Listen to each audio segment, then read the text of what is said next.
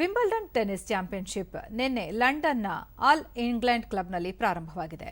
Wimbledon tennis ಚಾಂಪಿಯನ್ಶಿಪ್ನಲ್ಲಿ ಅಗ್ರ ಶ್ರೇಯಾಂಕದ ಇಟಾಲಿಯನ್ ಜಾನಿಕ್ ಸಿನ್ನರ್ ಪುರುಷರ ಸಿಂಗಲ್ಸ್ನ ಮೊದಲ ಸುತ್ತಿನಲ್ಲಿ ಕಠಿಣ ಸವಾಲನ್ನು ಎದುರಿಸಿದರು.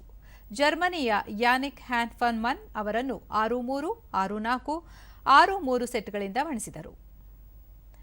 ಇದಕ್ಕೂ ಮೊದಲು ನಾರ್ವೆಯ 8ನೇ ಶ್ರೇಯಾಂಕದ ಕ್ಯಾಸ್ಟರ್ ರೂಡ್ ಮೊದಲ ಸುತ್ತಿನಲ್ಲಿ ಆಸ್ಟ್ರೇಲಿಯಾದ ಅರ್ಹತಾ ಆಟಗಾರ ಅಲೆಕ್ಸ್ ಬೋಲ್ಟ್ ಅವರನ್ನು 7-6, 6-4, 6-4ರ ಅಂತರದಲ್ಲಿ ಸೋಲಿಸಿದರು.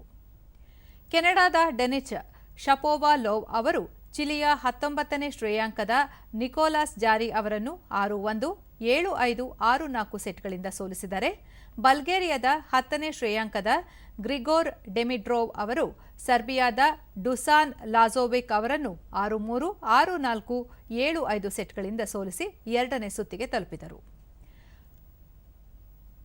ಮಹಿಳೆಯರ ಸಿಂಗಲ್ಸ್ನಲ್ಲಿ 2ನೇ ಶ್ರೇಯಾಂಕದ ಅಮೆರಿಕದ ಆಟಗಾರ್ತಿ ಕೋಕೋ ಗೌಫ್ ಮತ್ತು 9ನೇ ಶ್ರೇಯಾಂಕದ ಗ್ರೀಸ್ನ ಮರಿಯಾ ಸಕ್ಕರಿ ಎರಡನೇ ಸುತ್ತಿಗೆ ತಲುಪಿದ್ದಾರೆ.